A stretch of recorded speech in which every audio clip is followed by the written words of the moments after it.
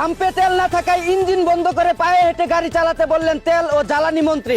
জানা গেছে নেতাদের পিছনে তেল মারতে মারতে দেশের বাজারে তেলের সংকট দেখা দেওয়ায় এ পরামর্শ দেন তিনি। এদিকে 4 ঘন্টা লাইনে দাঁড়িয়ে থেকেও তেল না পেয়ে ক্ষুব্ধ হয়ে তেল ছাড়াই হ্যান্ডেল মারলেন মিরাজ আফ্রিদি।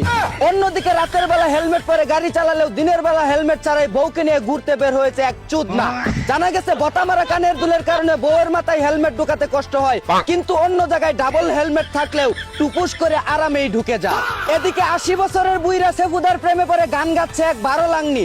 জানা গেছে বুড়া বয়সে কচি মেয়েদের খেতে চাওয়ায় সেফুদার লাইনারের সাথে নিজের পিস্টন কানেক্ট করে মেশিন পরীক্ষা করতে চান তিনি। অন্যদিকে চাঁদপুরের ফরিদগঞ্জে চাচির জমিতে দীর্ঘদিন হাল চাষ করেন এক দুঃসম্পর্কের ভাতিজা। জানা গেছে যত্ন সহকারে চাষবাস করে ইচ্ছা মতো সার বিষ দিলেও এখন আর তিনি ফসল ঘরে তুলতে চাচ্ছেন না। এদিকে ঈদ উপলক্ষে দিনে রাতে একটানা খেলাধুলা চলায় স্বামীর নুনটু ধরে মাফ চাইলেন এক দুর্বল নারী। ধারণা করা হচ্ছে চাঁদ রাত থেকে এখন পর্যন্ত কয়েক শতবার বাইরে করায় লুট কুলাতে না পেরে স্বামীর পাখি ধরে ইয়ামাতে কুদা চাই বলে কান্নাকাটি করেন তিনি। অন্যদিকে ন্যায্য মূল্যে পাঞ্জাবি বিক্রি করায় দোকান বন্ধ করে দিলেন সিন্ডিকেট মাফিয়ারা। জানা গেছে 500 থেকে 1000 টাকায় ভালো মানের পাঞ্জাবি বিক্রি করায় কিছু অসাধু ব্যবসায়ীর গুয়া লাল হয়ে গেছে, তাই তারা ক্ষমতার বল দেখিয়ে দোকান বন্ধ করে দেয়। এদিকে ব্রাহ্মণবাড়িয়ায় মাইকিং করে মারামারি করলেন একদল চুদনা।